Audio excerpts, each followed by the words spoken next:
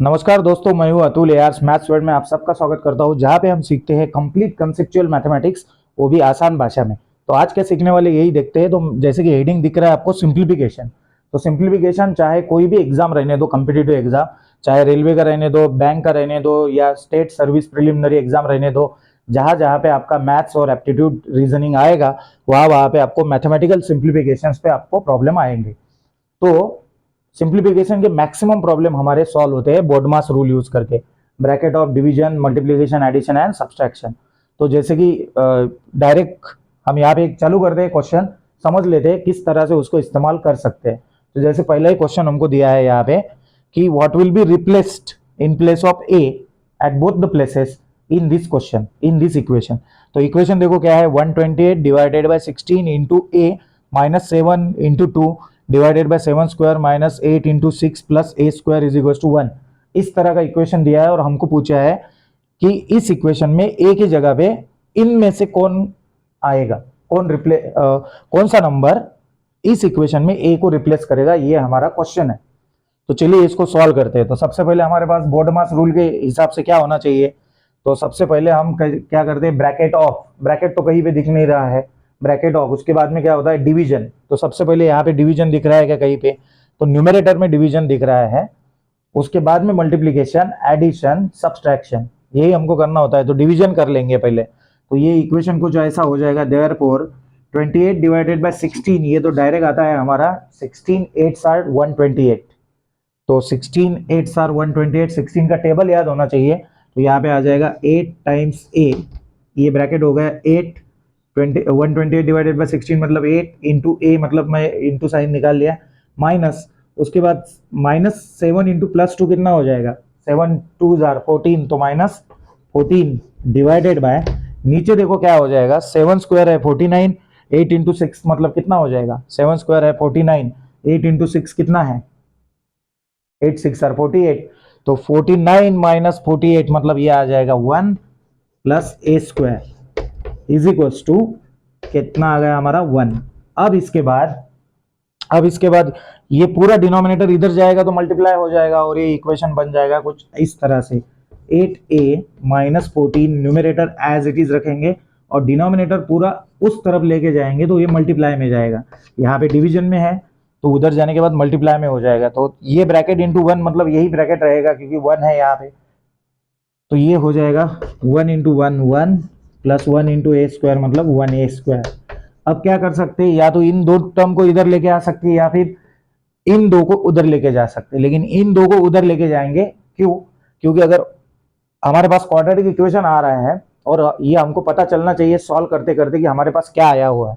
तो quadratic equation आया है तो ये जो स्क्वायर वाला टर्म रहता है उसका कोएफिशिएंट हमेशा पॉजिटिव रखना है, तो ये ध्यान में रखना है। तो ये अगर उस तरफ लेके जाएंगे तो 8a जो प्लस है इस साइड में, उस साइड में जाने के बाद हो जाएगा माइनस, और माइनस 14 जो माइनस है उधर जाने के बाद हो जाएगा प्लस। तो यहाँ पे इक्वेशन बन जाएगा हमारा 0 is equal to a square, तो इधर ही रखता हूँ मैं, और ये प्लस 1 बाद में लिखता हूँ, ये 8a उधर जाने के बाद हो जाएगा माइनस 8a, और माइनस 14 उधर जाने के बाद हो जाएगा प्लस 14, और ऑलरेडी एक 1 है यहाँ पे, तो 1 प्लस 14 कितना हो जाएगा 15। तो फाइनली हमारा इक्वेशन बन गया ए स्क्वायर माइनस 8a प्लस 15। अब क्या करना है हमको, क्वाड्रेटिक इक्वेशन सॉल्व करने के हमारे पास दो तीन मेथड है, factorization method using quadratic formula, और एक है हमारा कंप्लीटिंग स्क्वायर मेथड। हम यूज करेंगे फैक्टराइजेशन क्योंकि फैक्टराइजेशन ही सबसे आसान है। तो फैक्टराइजेशन में क्या करना होता है, ये जो नंबर आया है जैसे ये फाइनल इक्वेशन है, इसमें ए का वैल्यू हमको निकालना है। तो इसको मैं अब फिलहाल के लिए रफ कर देता हूँ, रफ नहीं इधर ही रखता हूँ। ये हमारा इक्वेशन है, ये इक्वेशन है ए स्क्वायर माइनस 8a प्लस 15। तो प्लस 15 के ऐसे फैक्टर ढूंढने हैं हमको कि जिनका एडिशन माइनस 8 आना चाहिए। तो 15 के फैक्टर्स क्या क्या हो सकते हैं, देखो 15 के हो सकते हैं, देखो 1 इंटू 15, उसके बाद 2 से डिविजिबल नहीं है, उसके बाद 3 से डिविजिबल है तो 3 इंटू 5। लेकिन यहाँ पे देखो 15 इंटू 1 कितना हो गया 15, और दो फैक्टर का एडिशन कितना आ रहा है प्लस 16, लेकिन हमको चाहिए माइनस 8a, माइनस 8 आना चाहिए एटलीस्ट, क्योंकि हम स्प्लिटिंग द मिडल टर्म वाला मेथड यूज कर रहे हैं। फिर उसके बाद में 3 इंटू 5, 3 इंटू 5 का प्रोडक्ट कितना आ रहा है 15, और एडिशन कितना आएगा इनका एडिशन आएगा प्लस 8, लेकिन हमको चाहिए माइनस 8। तो यहाँ पे हम एक एडजस्टमेंट करते हैं, इसको भी माइनस और इसको भी माइनस से मल्टीप्लाई कर देते हैं, तो माइनस इंटू माइनस क्या हो जाएगा, प्लस, 3 इंटू 5 हो जाएगा 15, तो -3 इंटू -5 हो जाएगा +15। प्रोडक्ट आ गया +15 और दोनों का एडिशन कितना आ गया, -8। दोनों को ऐड करेंगे तो -8 आएगा, आ गया, और अगर मल्टीप्लाई करेंगे तो प्रोडक्ट आएगा 15। इसको बोलते हैं डायमंड मेथड। तो इस तरह से हमने 15 के दो फैक्टर निकाल लिए, एक हो गया -3, एक हो गया -5। अब इसको -8 की जगह पे हम क्या लिखेंगे, -3 और -5।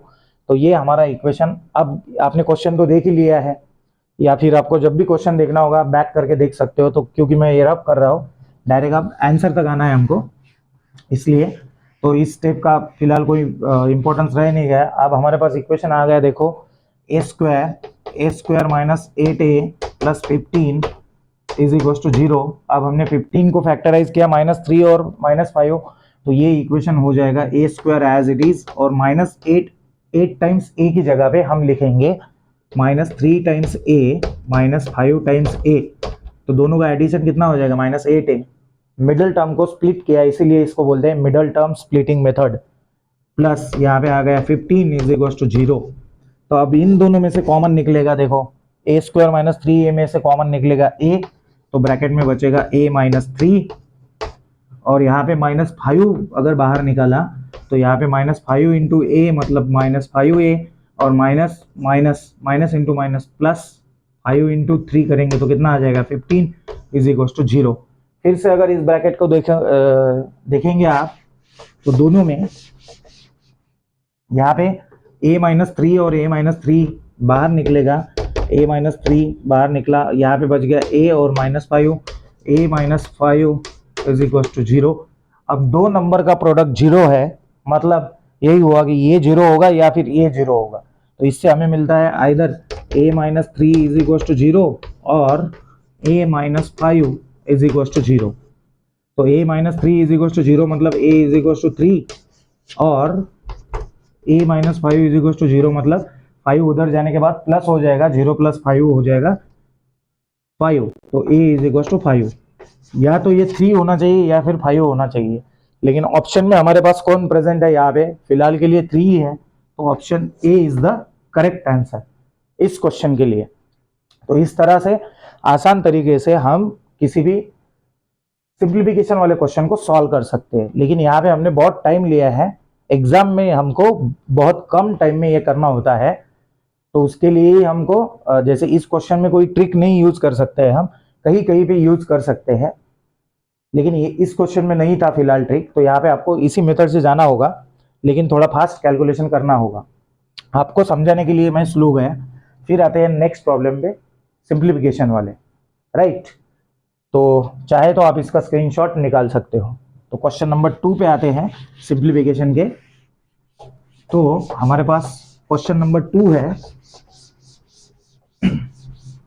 तो यहाँ पे जब भी हमारे पास ऐसे मैथमेटिकल ऑपरेशंस आते हैं तो हमको बोडमास रूल तो ध्यान में रखना ही होता है, और भी बहुत सारी चीज़ें हैं जो हमको ध्यान में रखनी होती है। तो जैसे यहाँ पे एक क्वेश्चन दिया है, what is the value of p plus q upon p minus q if p by Q is 7।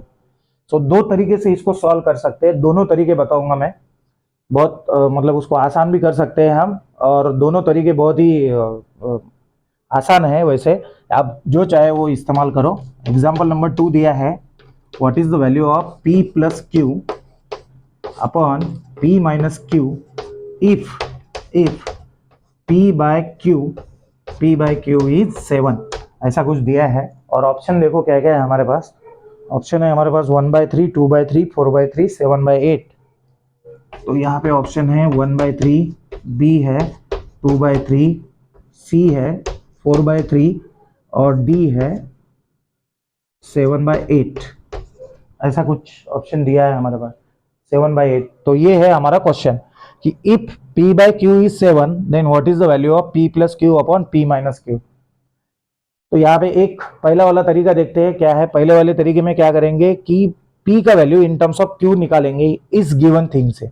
तो गिवन क्या है हमको, p upon q is equal to 7 है, तो इसका मतलब p इज इक्वल टू कितना हो जाएगा, ये q अगर उधर जाएगा तो मल्टीप्लाई में जाएगा, तो ये हो जाएगा 7 टाइम्स q। अब यहाँ पे अगर हम रिप्लेस करेंगे उसको, p को जहां जहां पे p दिख रहा है वहां पे 7 क्यू डाल देंगे, तो ये हो जाएगा, देखो p की जगह पे डाल देंगे 7q प्लस 1q, कुछ भी नहीं है मतलब 1q है, और यहाँ पे p की जगह पे 7q माइनस q, q मतलब 1q, तो 7q प्लस 1q मतलब 8q upon 7q minus 1q, 7 Apple minus 1 Apple कितना हो जाएगा 6 एप्पल, तो 6 Apple get cancel, q q cancel हो जाएगा कब, जब भी q का वैल्यू जीरो नहीं होगा, क्योंकि zero divided by zero cancel नहीं कर सकते, तो हम कंसीडर कर रहे हैं q का वैल्यू जीरो नहीं है, तब ये कैंसिल हो जाएगा और हमारा फाइनल आंसर आ गया 8/3 और 8/6, और 8/6 को हम लिख सकते हैं, both numbers are divisible by 2, so 2 4s are 8, 2 3s are 6, और हमारा आंसर आ गया 4/3 is the correct answer, option C is the correct answer. ये था एक तरीका। अब दूसरा तरीका बताता हूं मैं कि उसमें भी सेम ही कुछ इसी तरह का है, लेकिन थोड़ा अलग तरह से हम कर सकते हैं इसको। एक प्रॉब्लम था कि p का वैल्यू निकाला इन टर्म्स ऑफ q, तो हम जैसे p/q 7 था तो p is equal to 7q लिखा हमने, लेकिन उस मेथड में हमको, इस मेथड में p को इन टर्म्स ऑफ q लिखा।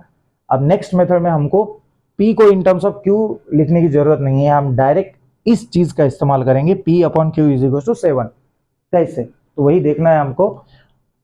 तो ये तो आपको समझ में आया होगा ऐसा उम्मीद है। फिर दूसरा लेते हैं यहाँ पे, तो ऑप्शन तो सेम ही रहेंगे, और ये दिया है हमको p/q इज इक्वल टू 7 और p plus q upon p minus q का वैल्यू निकालना है। तो ऊपर का न्यूमरेटर देखो हमारे पास है p प्लस q और नीचे का डिनोमिनेटर है p माइनस q, तो मैं क्या करता हूँ न्यूमरेटर और डिनोमिनेटर दोनों को q से डिवाइड कर देता हूँ, तो क्या हो जाएगा p plus q divided by q हो जाएगा, and whole divided by p minus q upon q।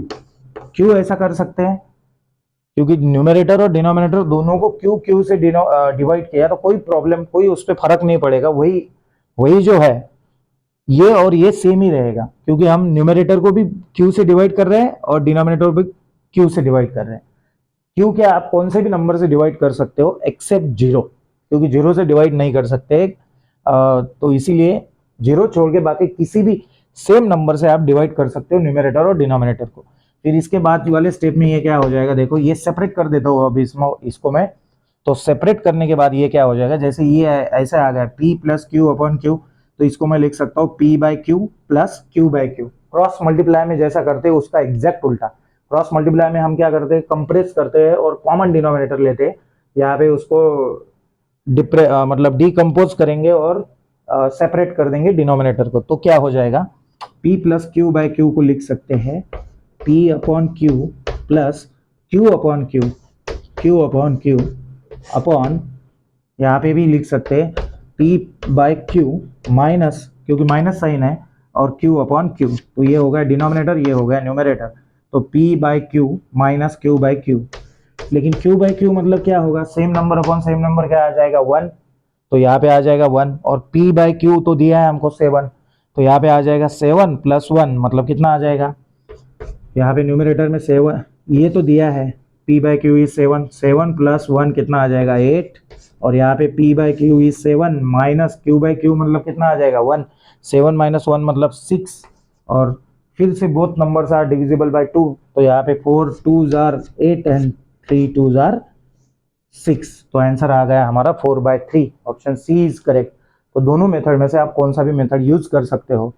तो बस आज के लिए इतना ही, फिर मैं सिंप्लीफिकेशन या कॉम्पिटिटिव एग्जाम्स के लिए जो भी टॉपिक है उन पे नए दिन